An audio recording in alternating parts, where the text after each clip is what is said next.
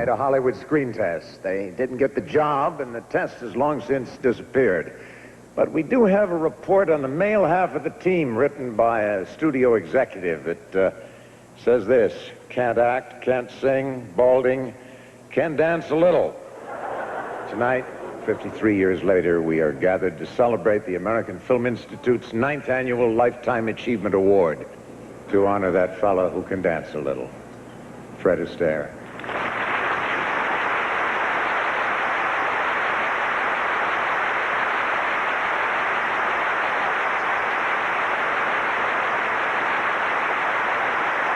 The mission of the Film Institute is to elevate the filmmaking arts.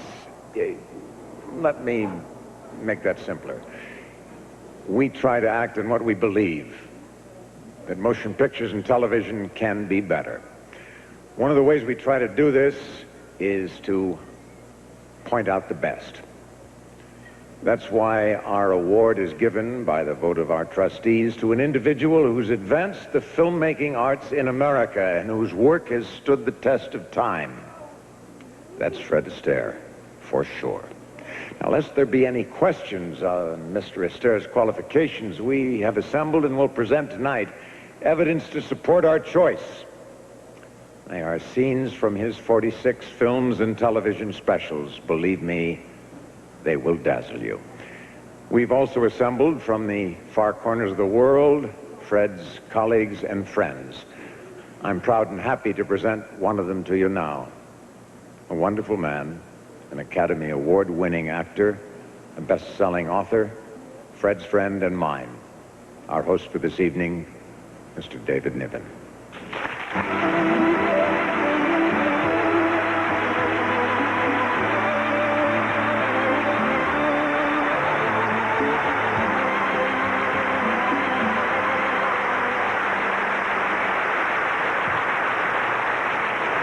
Well, thank you very much indeed.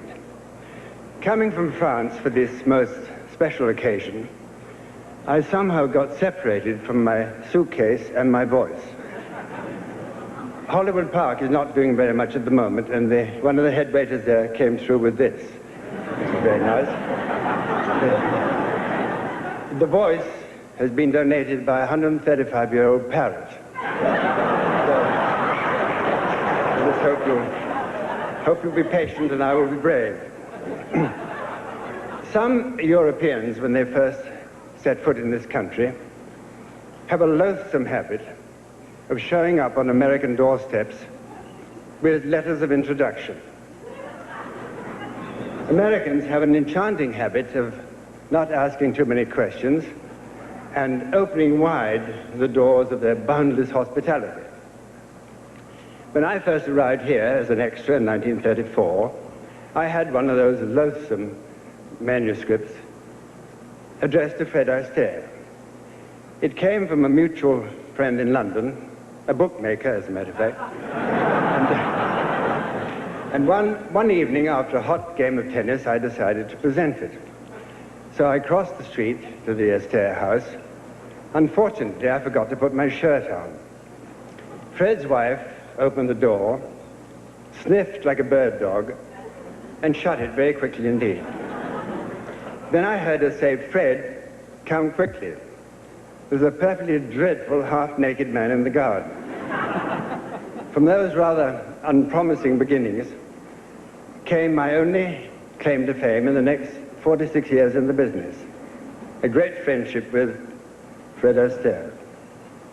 Now, Fred, I soon came to realize, is a kind, modest, very self-effacing man with an advanced antipathy to flattery and large Hollywood gatherings. So I can assure you, on the very finest authority, that at this moment, the poor man is going through absolute hell. Also, at the risk of blowing a myth, I can assure you that he hates wearing top hat, white tie, and tags.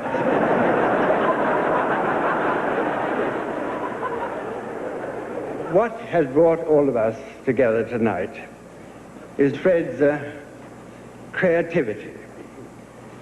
He's just come back from New York making another film. And I am very proud to pay my tribute to this man who for 75 years has poured out his talent.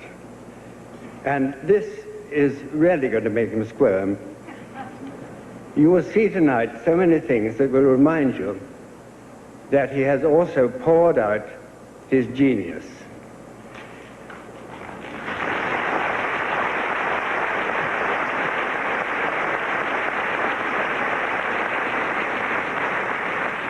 In a career the like of which we will never see again, Fred Astaire has been a star in every entertainment medium of this century. And this all began when he was 6 years old. From the very beginning, Fred wore a top hat, white tie, and tails. Young Freddie, a slow developer, was second banana to his older sister, Adele. As he once said, Adele was the dancer of the family.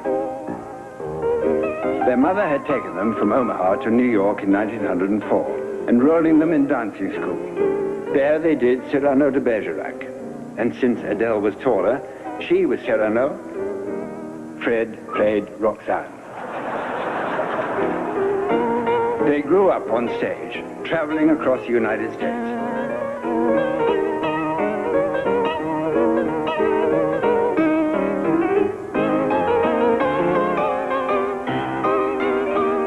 It was in London that they had their first big success, in a 1923 musical, Stop Flirting. A critic wrote, Fred is an agile youth and apparently boneless, like that nice brand of sardines. One Broadway hit followed another. The last time their names were up in lights together was in The Bandwagon in 1932.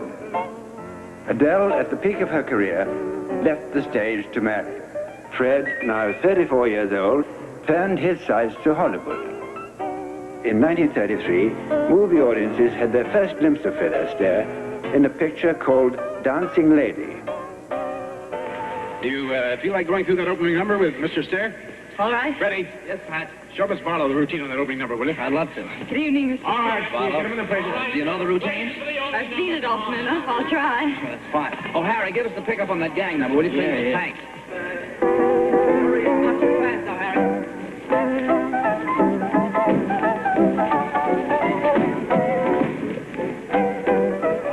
How did that Barlow get to take Warner's place? Didn't you ever hear of poisonality?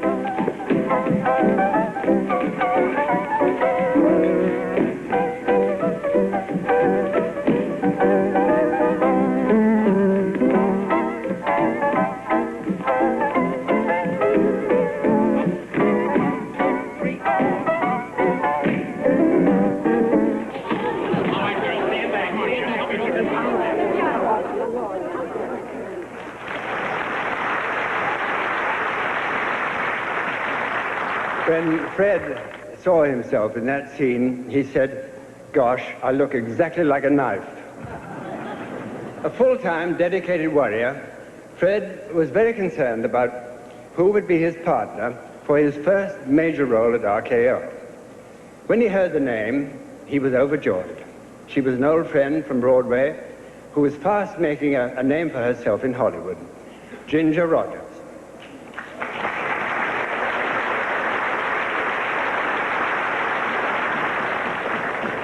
Fred and Ginger, they would become the most popular romantic team in the history of the movies. It was not only the quality of their dancing which revolutionized the musical, their dances also told a story in which their love scenes were the dances. A classic example is an early scene from Swing Time. Fred, anxious to meet a beautiful instructress in a dance studio, goes for a lesson. With the dance, the story is launched.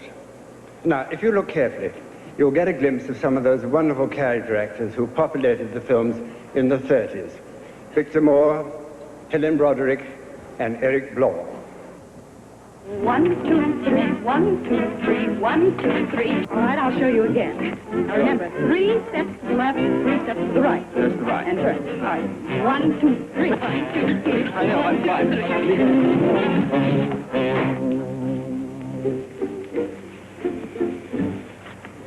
yourself up, dust yourself off, start all over again. Listen, no one could teach you to dance in a million years. Take my advice and save your money. Miss Carroll, how do you think this school...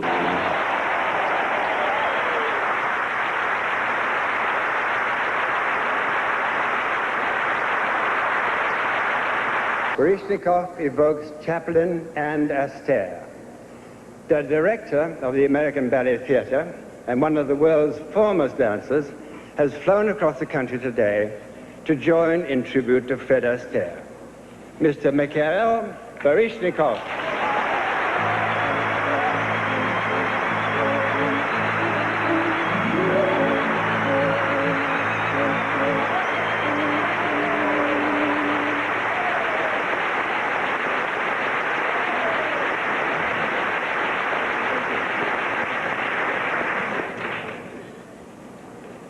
I have been invited to say something about how dancers feel about Fred Astaire. It's no secret, we hate him.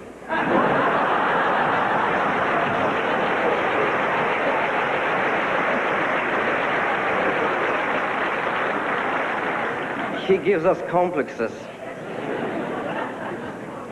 because he's too perfect. His perfection is an absurdity that's hard to face.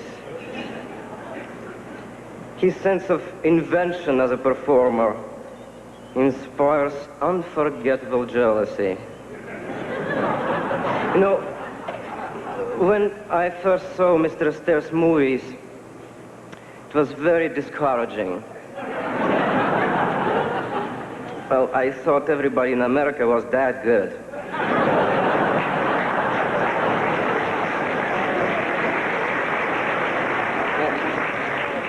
And I felt, never gonna dance, kid. You know, classical dancers can cope with their legends. Nijinsky did this and that, but it's from books we know about it, from photos that don't move. The problem with Astaire is that he's everywhere, moving. You know, you give your own performance and receive applause and you think maybe, just maybe, it was successful, and you go home feeling good and tune on television to relax, and there he is. Make you nervous all over again. You remember the remark by Ilie Nastasi about Bjorn Borg? He said, we are playing tennis, he's playing something else.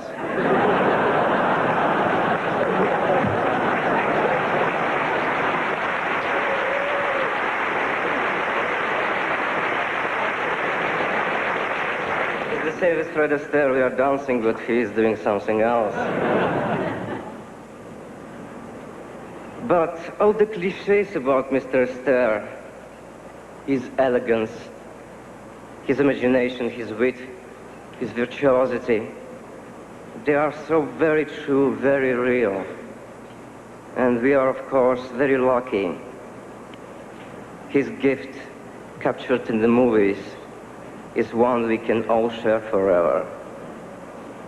He was, he is, and he always will be our never-ending legend. Thank you.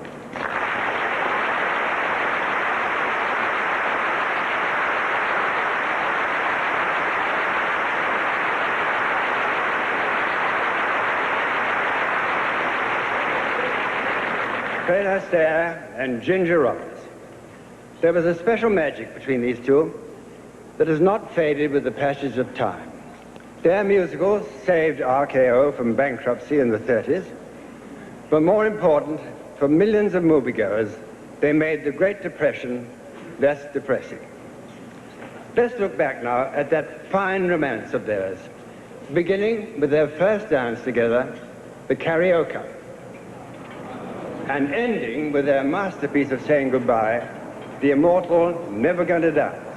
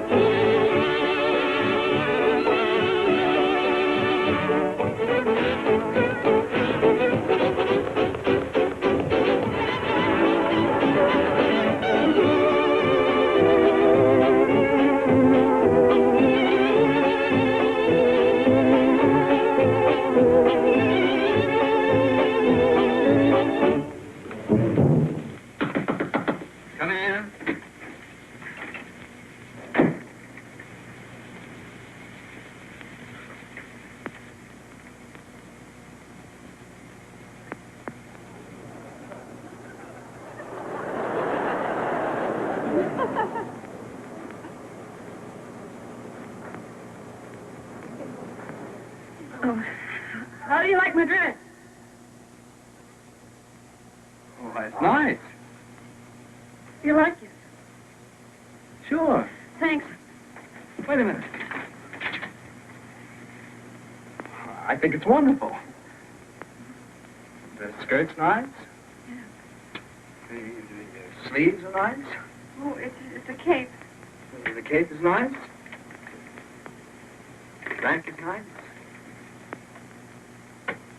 Your hair is nice. And you? Oh. Lucky.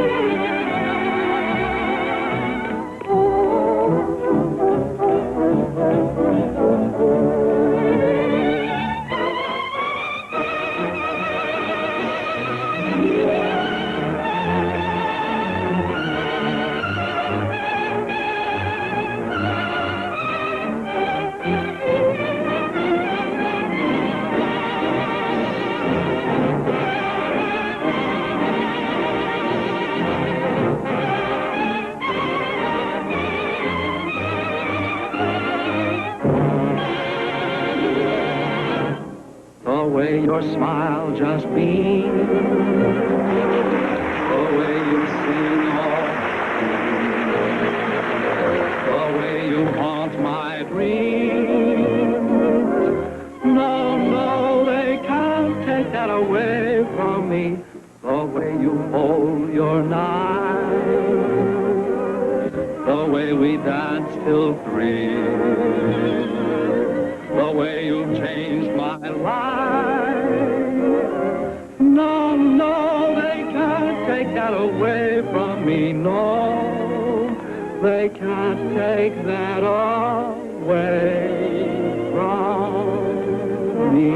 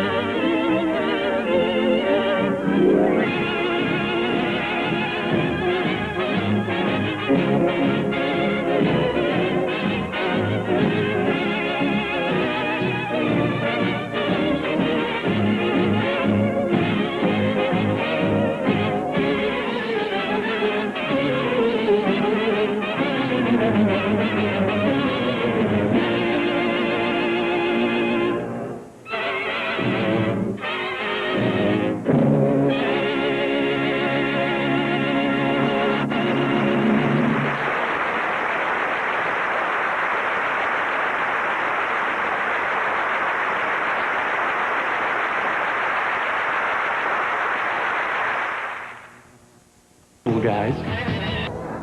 That lady you saw dancing cheek to cheek with Fred, unfortunately has an engagement in New Orleans this evening. But she sent the following words to Fred.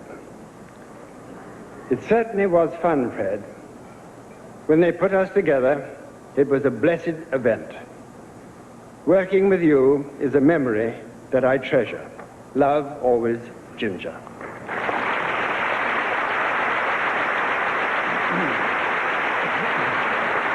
Another message has been sent to Fred by a former member of our profession who has moved on to better things.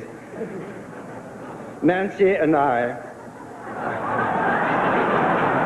are very proud to extend our congratulations as the American Film Institute honors you with this Life Achievement Award.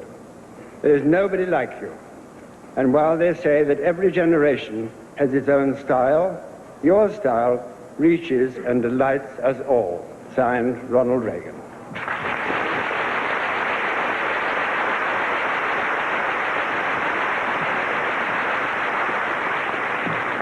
Take a Cole Porter melody, a ravishing MGN set, and a lady known as the Queen of Tap, mix in Fred Astaire, and the result is a stunning number from Broadway Melody of 1940.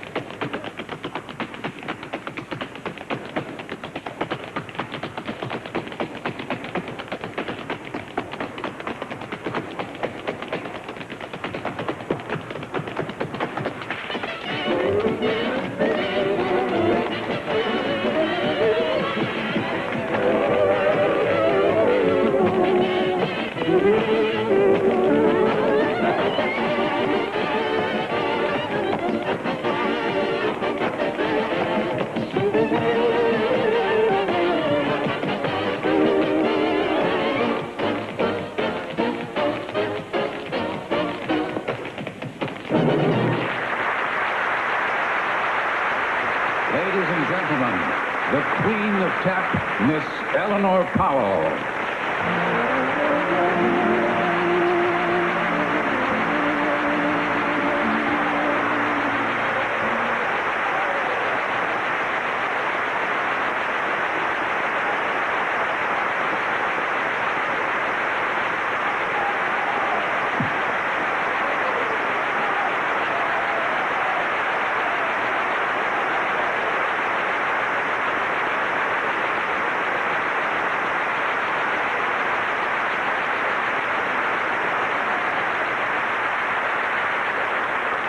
Every time I see that, I'm a nervous wreck.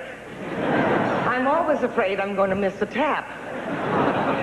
Do you know, during the 3 weeks of rehearsal on that picture, it was always Mr. Astaire and Miss Powell.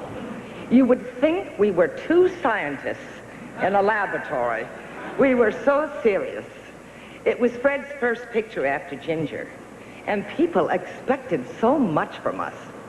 Well, there really wasn't much time for laughter.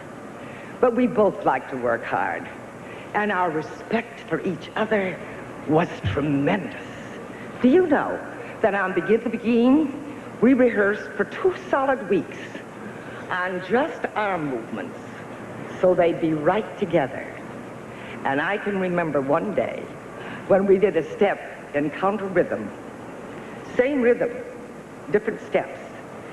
And he was so pleased. He rushed over, lifted me in the air and said, "Oh, Ellie." And then he put me down and said, "I do beg your pardon." And I said, Fred, look, we can't go on like this. I'm Ellie, you're Fred. We're just two hoofers. And the ice was broken. Of course, the reason you work so hard is to make it look easy. And both of us would always say, could we do it just one more time? We would still be there now, 1940 to 1981, if somebody hadn't been there to say, look, it's just fine, print it. But Mr. Astaire, I still wish we could do it just one more time.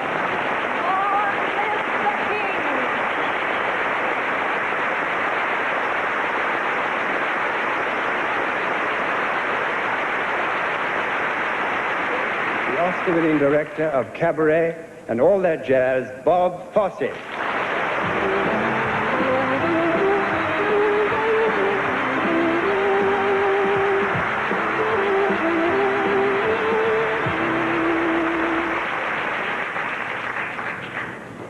Fred Astaire has been my idol my whole life. As a young dancer, I tried to imitate him. As a matter of fact, I don't think Fred realizes it, but he is responsible for what I do now. When it slowly dawned upon me that I could never be the kind of incredible dancer he is, I think the studios knew it before I did. I said, I better get into another area of this business, so I became a choreographer. What always meant the most to me about Fred was this, and I've tried to use it in my work too, at least learn from it, was this tremendous desire for perfection. I got a peek at him rehearsing at MGM, and even after he had mastered a movement, to me, he seemed to keep doing it over and over and over and over again. You know, think, well, it's going to become mechanical. I mean, that's what I thought. I was very young in those days. And then you see it on the screen, and it looked like he just made it up. I mean, he just happened to have some firecrackers in his hand. He just happened to be around a piano or a set of drums, and well, I'll fool around a bit. When I was young at MGM, I hadn't met Mr. Astaire, but as I said, he was my idol. And it was the lunch hour, and the streets were absolutely clear. And I was coming back to do a little rehearsing for myself, and at the far end of the street, I saw him. You could tell from the walk, you know, the walk, that walk no one else does like him. And I said, that's him, and for some reason, it made me very, very excited. And as he came closer, I could see that his mind, he was really concentrating on some dance that he was rehearsing, because his head was down, and he suddenly stopped, and there was it's like a 3-inch nail lying in the street. And he just sort of flicked his foot like that, just flicked it, and that nail careened off that studio wall. I mean, it was like a rifle shot. And then when he got up close to me, he didn't lift his head again, and he said, "Hiya, Foss." Well, that was such a moment for me. It didn't make any difference that he didn't say my name right. That was Fred Astaire said hello to me. I went back to that studio, Fred. I rehearsed so hard that day, my muscles are still aching from it. I even tried the nails. I'm going to sit with you now and watch some classic Astaire solos. But before I do, I would like to say, from all of us who have in our way tried, and I emphasize tried, to fill your shoes, I'd like to say thank you, Fred.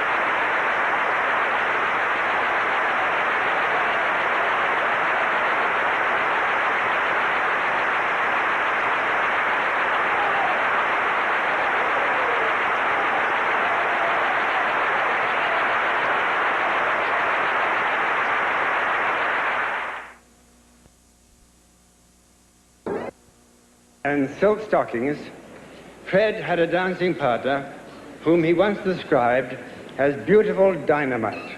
When you dance with her, you stay danced with. You'll see what he meant in the Girl Hunt Ballet from the Bandwagon.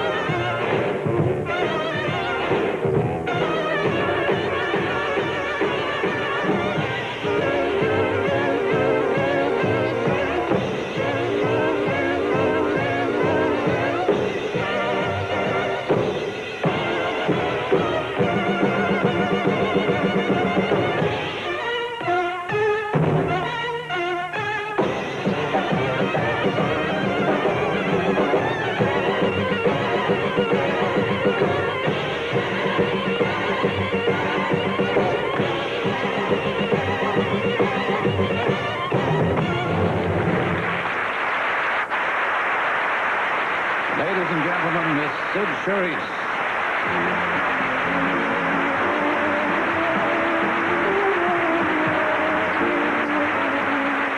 In the final scene, the bandwagon, Adolph Green and Betty Compton wrote some wonderful words for me to say to Fred. They worked then, and I think they might be pretty good right now. Fred, the whole company got together.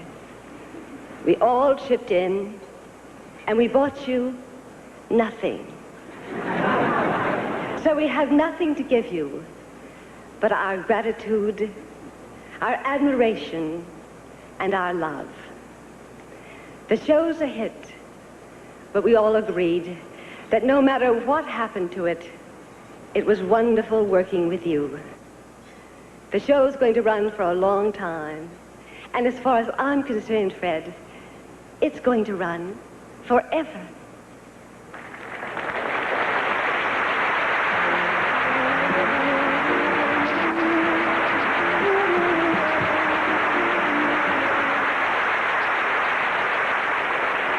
Astaire had to wait 30 years to do a film version of the stage hit of his Funny Face.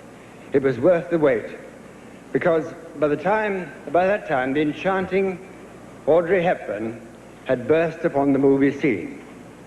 There's only one way to describe the experience of seeing Fred and Audrey dance together. It's wonderful.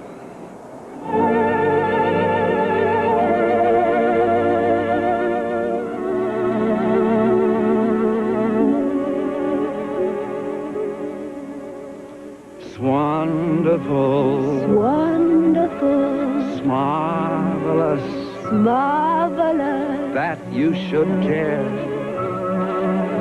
for me. Soulful nice, awful nice, paradise, paradise. what I love to see.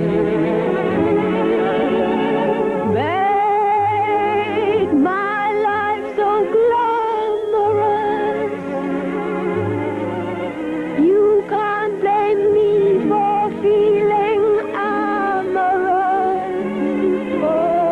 wonderful, marvelous, that you should care for me.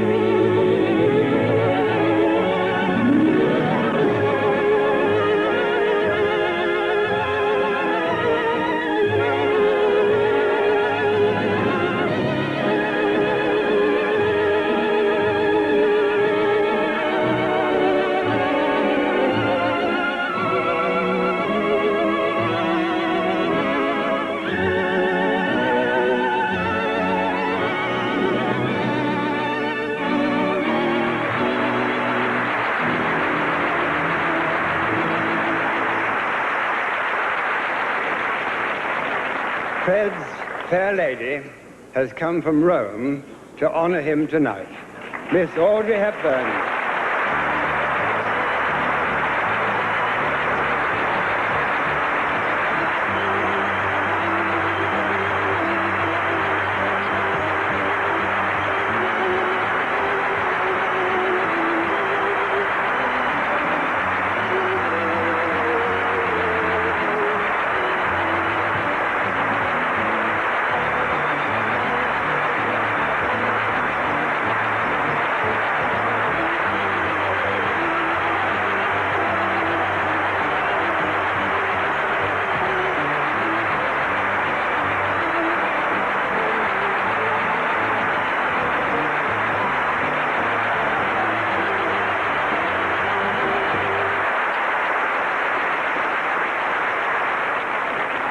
Thank you.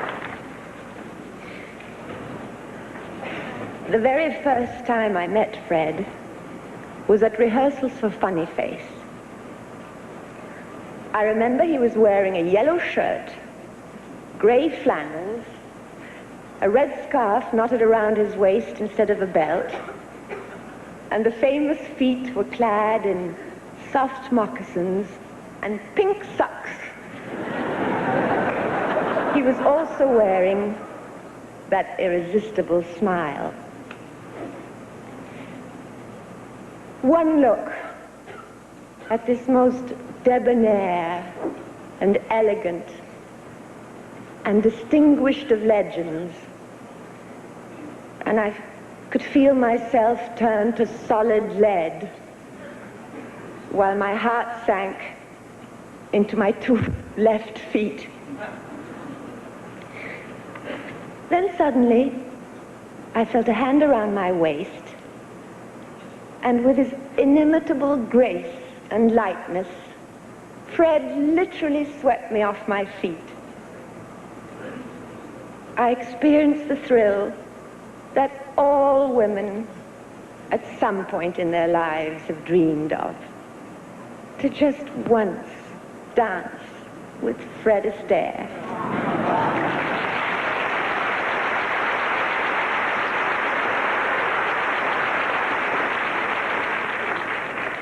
Enchanting, fleet-footed, unique, magical Fred.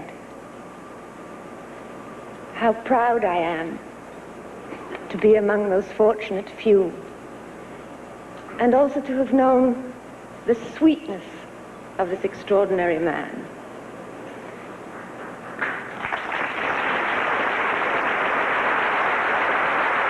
For this, and for the inestimable joy you've given this world, dear Fred, thank you.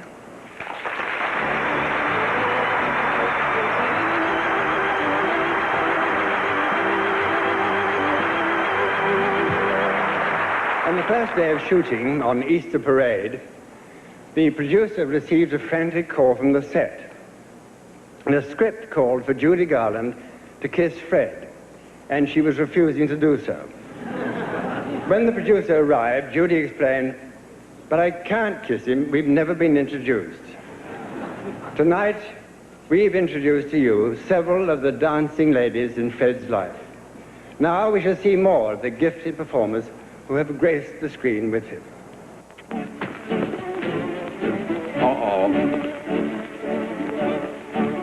Hello, Mr. Ayres. Isn't this how we're going? Oh, yes. Yes, of course. As a matter of fact, I was just looking for you.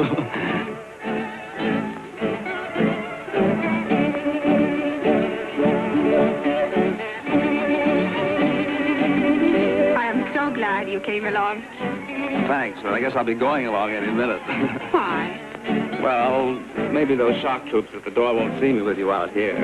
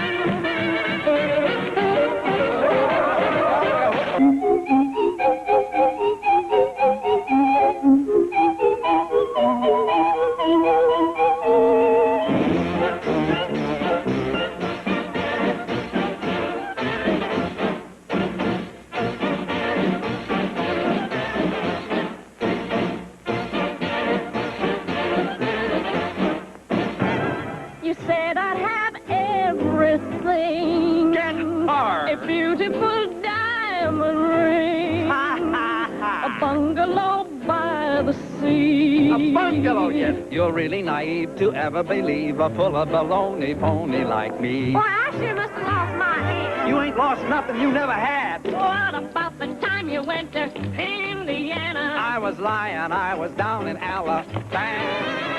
You said you had some business you had to complete. What I was doing, I would be a cat to repeat.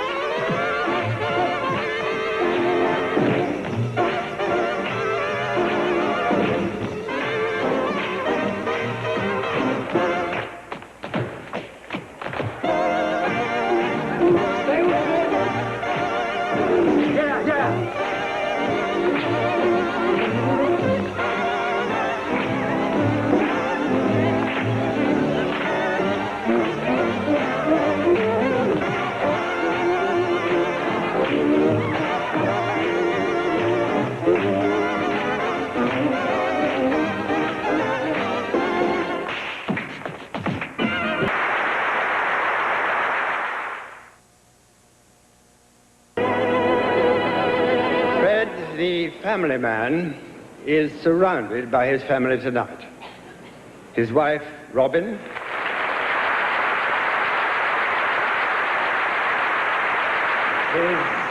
His son, Fred Jr. And his wife, Carol. Fred's daughter, Ava. And her husband, Richard Mackenzie. Now, I am pleased to introduce a woman with a strong commitment to film and its future, the director of the American Film Institute, Jean Furstenberg.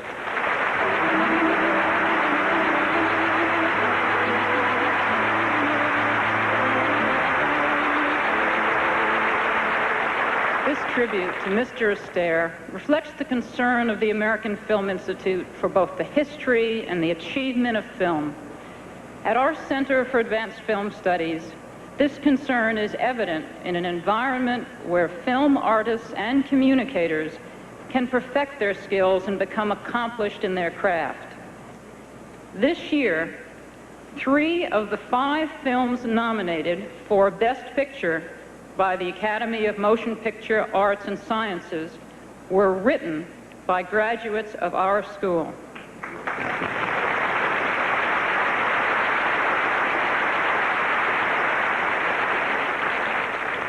We're proud of their accomplishment. Paul Schrader co-wrote Raging Bull. And here with us tonight are Tom Rickman, who wrote Coal Miner's Daughter,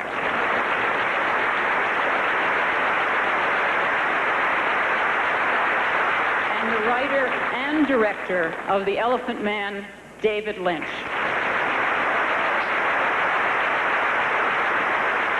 This year, 3 younger filmmakers are studying at the Center on scholarships in the name of Fred Astaire. My colleague Bob Lumoff will present them. The Fred Astaire scholarship winners are Edgar Bravo, Michael Dinner, and Andrea Fry. Congratulations. Mr. Astaire, your artistry inspires all of us to do better. Thank you.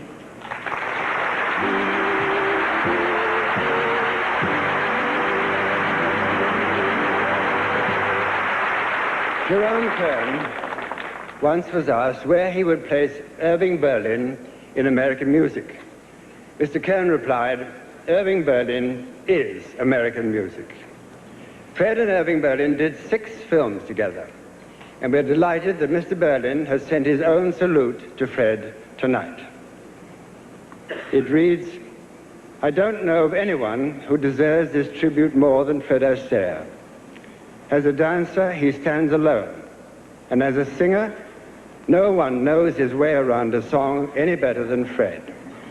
Apart from all this, I love him, Irving Berlin."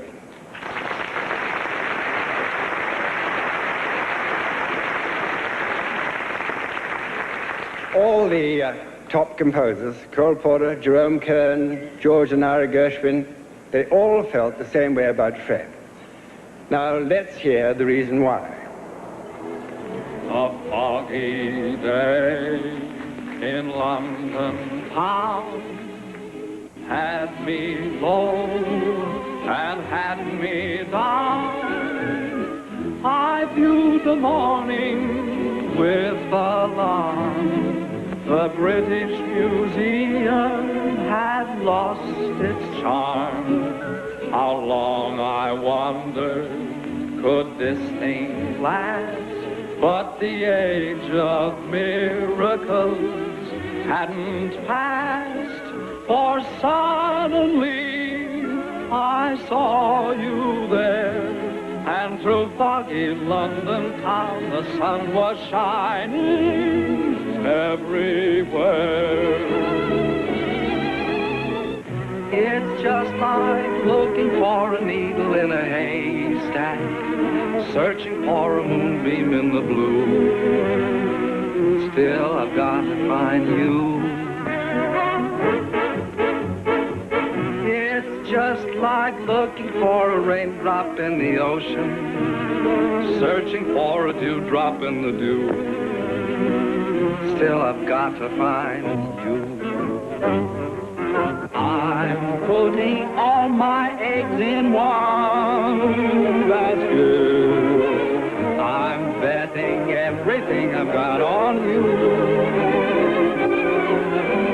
I'm giving all my love to one baby. Heaven help me if my baby don't come true.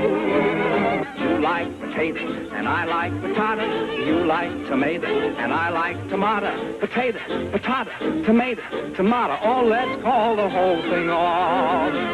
Oh, if we call the whole thing off, then we must part. And oh, if we ever part, then that might break my heart. When an irresistible force such as you meets an old immovable object like me, you can bet as sure as you live,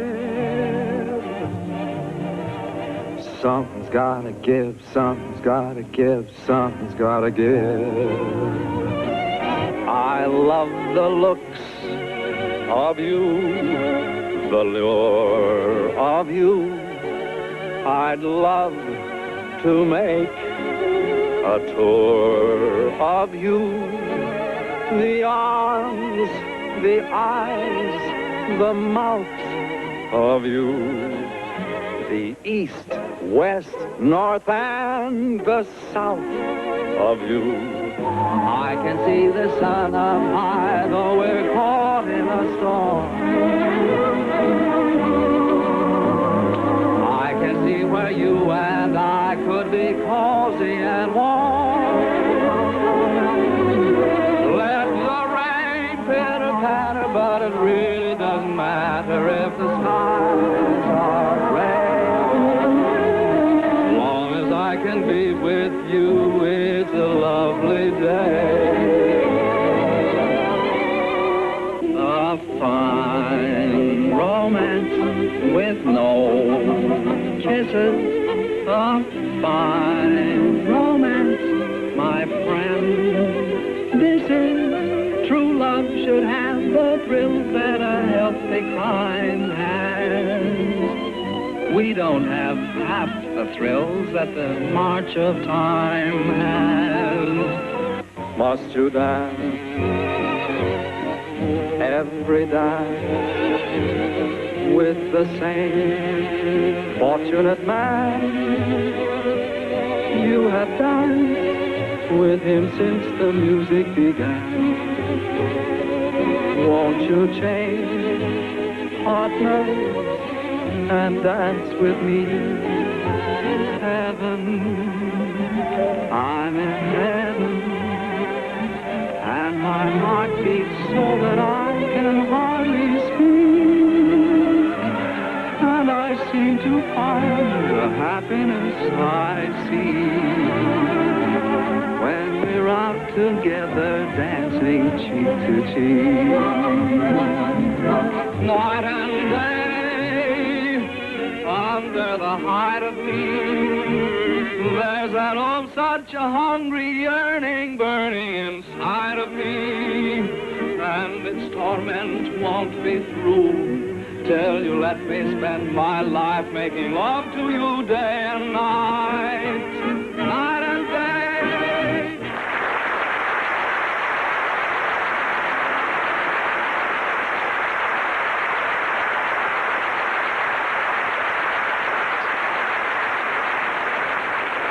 Watching Fred Astaire's films tonight reminds us of the American Film Institute's important task of preserving historic American motion pictures. Many are in danger of being lost forever.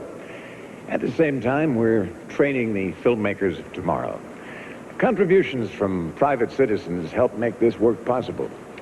This commemorative program on Fred Astaire's life and career was produced especially for tonight's tribute. We have prepared a special edition for our contributors. If you will send a donation to the Film Institute, we will send you this elegant Fred Astaire souvenir program. Please send your contributions to the American Film Institute, the Kennedy Center, Washington, D.C. Be as generous as you can. The work's important. We will value your help, and I know you will value this historic publication. The American Film Institute, the Kennedy Center, Washington, D.C. Thank you.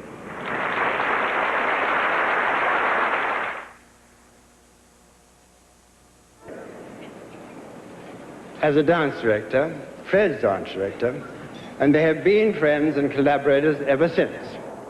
One of the finest choreographers in film history, Mr. Hermes Pan.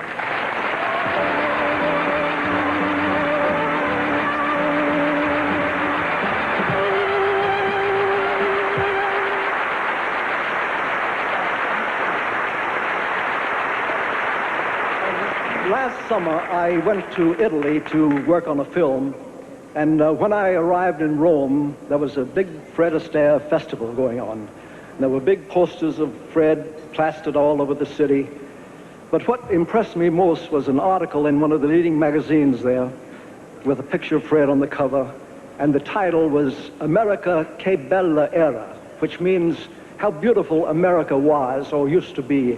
And it went on to say that he personified what was quality and the beauty of that era. And I think that we owe Fred a debt of gratitude not only for his artistry, but for the image that he portrays to the world of what this country is good.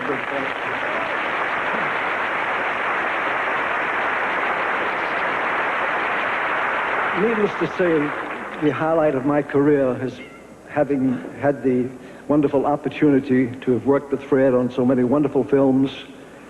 And in the words of a song of Gershwin, the memory of all that, you could never take that away from me. Thank you.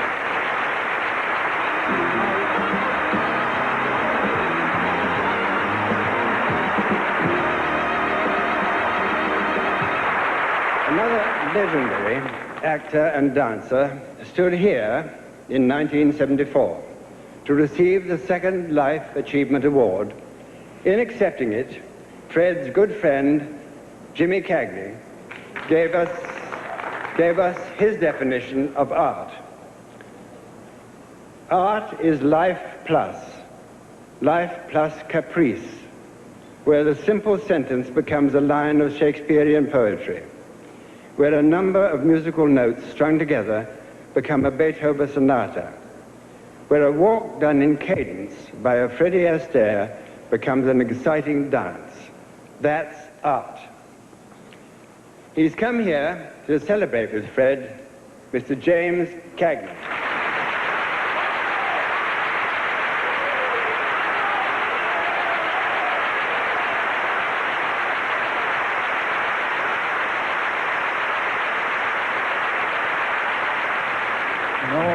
It just occurred to me that I have a question in answer to a question. I want to know why they waited so long.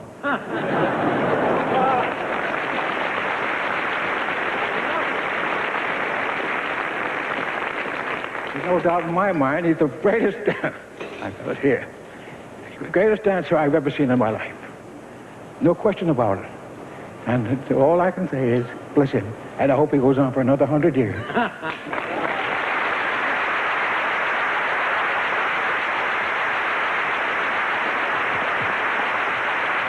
When Fred Astaire made his first venture into television at the age of 59, he created a dance special that was immediately recognized as a landmark in the history of the medium. An Evening with Fred Astaire won 9 Emmy Awards, setting a record for a single program. For his dancing partner that night, that memorable night, Fred chose Barry Chase, a gifted young lady from the chorus of Silk Stockings. She would continue dancing with Fred on TV for the next 10 years.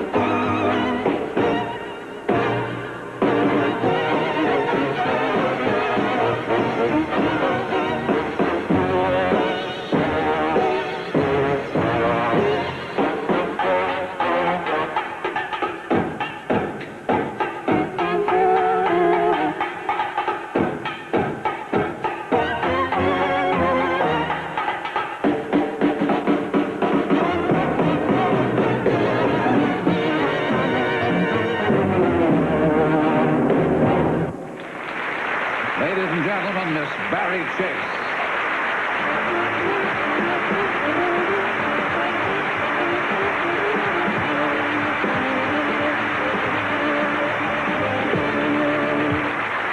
Poor Fred. I think I know what you're thinking right now. What's she gonna say? After all those shows of dance, dance, dance, and never uttering a word. Well, you've done it again, Fred. It's not easy to stand here in front of all these people and try to describe what it's like to dance with Fred Astaire. Oh, Fred, you say you've stopped dancing. I know that's not true. Watch you walk in this room, turn around, pick up a glass. That's the best dancing I expect to see. Well, dancing with Fred Astaire was tough. There were times, Fred, you were a monster. And I wish I could start it all over again.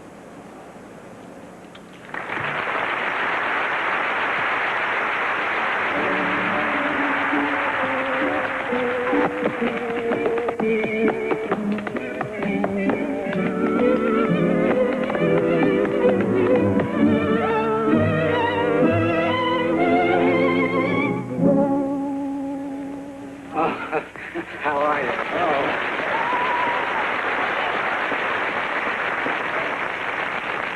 Say, you're, Fred Astaire. Hello. Hello. I'm sorry, I can't quite place you. What line of business are you in? Well, I dance. Oh, at home for the folks, picnics and that kind of thing? Oh, no, in public. On street corners? Oh, no, on the screen, motion pictures. You do go to pictures that have dancing in them, don't you? Why, I try to see them all. I go as often as did you I see a can. picture called Cover Girl? Yes. Well, who did all the dancing in that? You're not Rita Hayworth. No, I'm not, Ginger. Well, so long, Gene. See you around. I've got a little number to do here. You have? Sure. Here? Sure. Well, say, why don't we just ad-lib a little something together then, huh? Whip it up right here on the spot. Throw it away. Like the one we've been rehearsing for 2 weeks.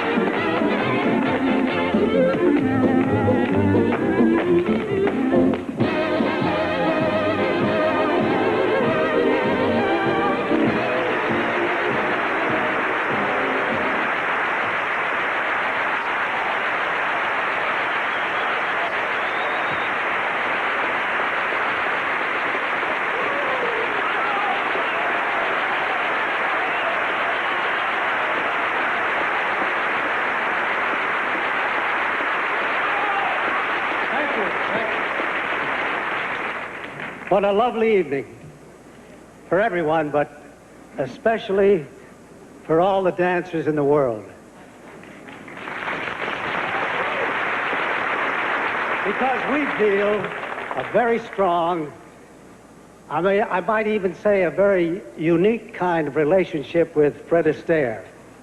Because everyone who's ever twinkled a toe or attempted an arabesque, whether amateur or professional or popular dancer or classical or modern, whatever, is pleased and delighted tonight.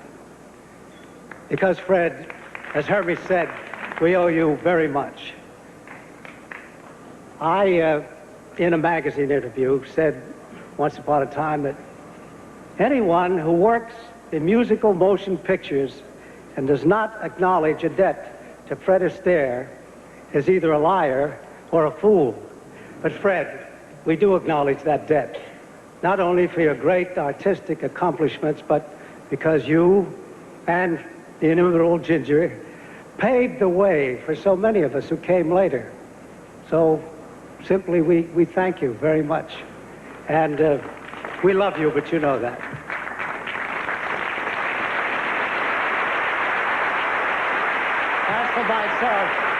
As for myself,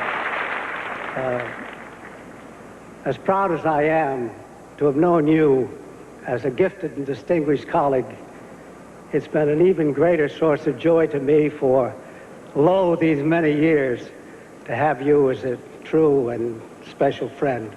God bless.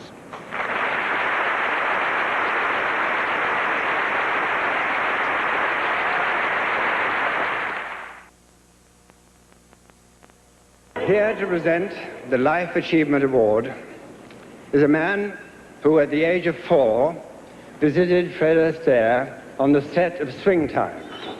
No, he was not taking notes for tonight's tribute. His father was directing the film. From his youthful endeavors, he went on to become the founder and presently the co-chairman of the American Film Institute. Mr. George Stevens, Jr.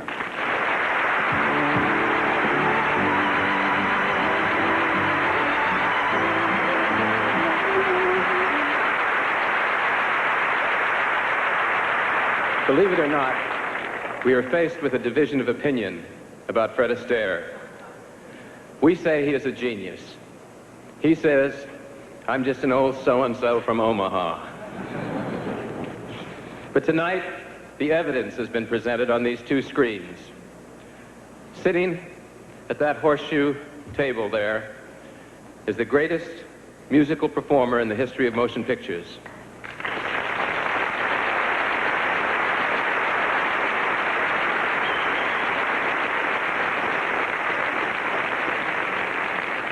And the premier American dancer of the 20th century.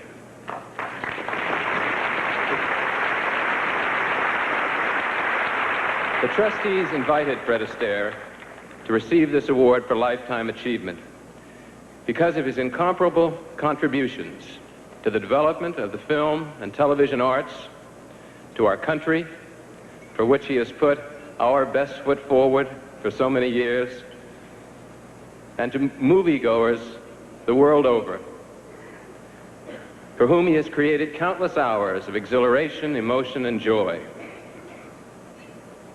The American Film Institute is committed to preserving forever the films of Fred Astaire for future generations. So just as I now watch my children delight and laugh at his films made so many years before they were born, that someday their children will share the feelings we felt tonight and watch the world of grace that this man created.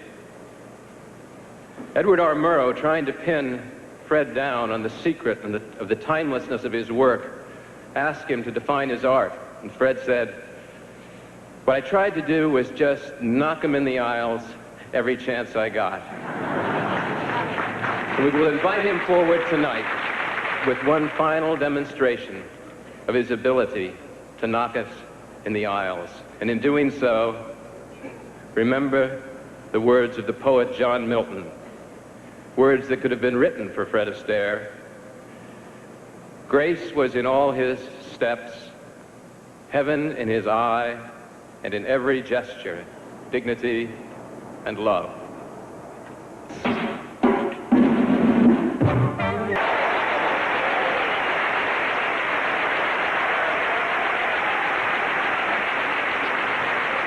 Mr. Astaire.